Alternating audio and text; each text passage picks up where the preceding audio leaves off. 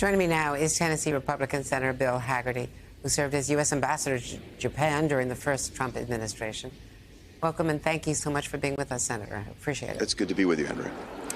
So what is your reaction to Matt Gaetz as Attorney General? Right now, would you support him? Listen, Andrea, it's amazing to me that people are reacting the way they are, what you just showed, because there has been no one better at channeling the American public's frustration with the weaponization of the Department of Justice than Matt Gaetz. You can understand the president's frustration with the DOJ.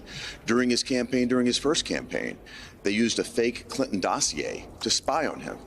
Look at what happened in the first Trump administration. This whole fake Russiagate hoax, the DOJ investigated him for years doing that. In 2020, the DOJ went to big tech and had them censor Hunter Biden's laptop to throw the election toward Joe Biden. And if you think about what just happened in 2024, the DOJ, their colleagues around the country, they brought 5 different cases to try President Biden's top opponent, President Trump. I can understand his frustration in wanting to put an agent of change in place. I'm not surprised at all. Well, I don't want to litigate all that happened with Donald Trump because there's a lot of evidence to support many of the allegations. And in fact, the indictments, Mar-a-Lago, the sloppy intelligence handling. Andrew, I think the American public spoke louder than anybody. They gave him the strongest mandate we've seen in 36 years in reaction to all of this. But a Trump-appointed judge cut all of that off, and it wasn't fully vetted. So let's just talk about that. Was the legal system at work, no question. And it was not working. It was weaponized. Well, what about this nominee? As I said, this nominee has actually been an outspoken critic. Record himself, but he's been an outspoken critic. But what about his personal record? There are questions about him. He was on the House floor sharing photos of women, bragging about his sexual exploits, about the medication that he used, the drugs that he used. The ethics investigation has not been released yet. It's been cut off. It was supposed to be voted on tomorrow, but his resignation has aborted that. But what about all of the questions and the allegations against him? His co-conspirator and his friend is serving an 11-year jail term for the sex trafficking. I mean, there was plenty to investigate there. Andrea, you said it yourself. These are allegations. It's amazing that you're more upset about allegations than you are about the weaponization of the Department of Justice. The American public has completely lost faith in the DOJ. Think about it. The DOJ sending their agents to spy on the parents who go to, the school board meetings. It's just amazing. As the American public has seen all of this, they see somebody like Matt Gaetz who's willing to stand up and call it wrong, and President Trump's willing to put somebody in place that will change all of this. That's what the American public voted for. This is the same Justice Department that indicted and prosecuted Hunter Biden.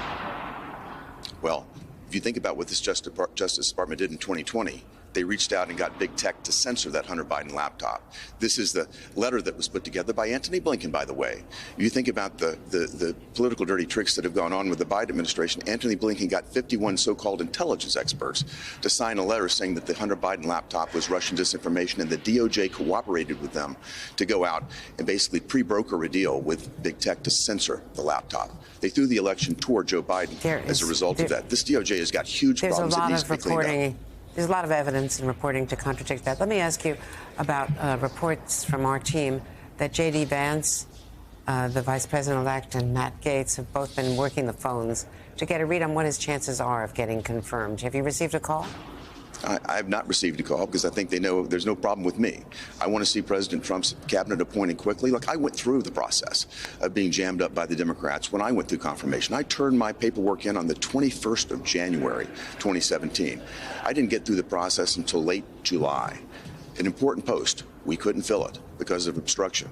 We need to allow President Trump, particularly in this circumstance when the American public has spoken so clearly, we need to allow him to fill his cabinet and get to work, bringing our departments of justice and other departments back in line to stop the weaponization and take control from the bureaucracy and bring it back to the people. Now, you've run a lot of, you're a former businessman. You've been the ambassador to one of our major allies. You were an experienced ambassador who knows Japanese, had worked in Japan. There was no controversy over that appointment. What do you think? And I got 86 votes, but I was held up for months because an obstructionist Democrat Senate wanted to do that. I think President Trump needs every tool at his disposal to get his cabinet appointed as quickly as possible. Let me ask you about two other choices. Pete Hegseth, who is a Fox News commentator. He's a decorated Iraq and Afghanistan combat veteran, but he's never run an $800 billion operation overseeing 1.3 million active duty service members. Does he have the management experience from being a Fox News anchor on weekends to run something as important as the Pentagon in the midst of two wars? Pete is a graduate of Princeton, a graduate of Harvard. He's my constituent in Tennessee.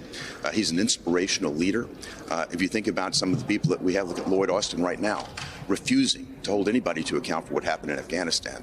The Department of Defense has been enormously mismanaged under the current regime. It needs to change dramatically. They need to stop working on pronouns and get back to lethality, and someone like Pete can lead that. And do you agree that women should not be in combat? Including people like I don't have to agree with every colleague, point that Pete says. Tammy Duckworth, for instance, was a jet pilot and, of course, suffered grievously. Yeah, so I work with we her, have a as I lot of said. women pilots in combat. I have voted for certain Biden appointees. I don't agree with them on every point, certainly not every point at all.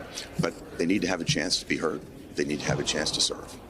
Now, I think you took yourself out of contention for Secretary of State, for which you had been, supposedly considered. Andrea, I never put myself in. I never put myself into contention. Okay.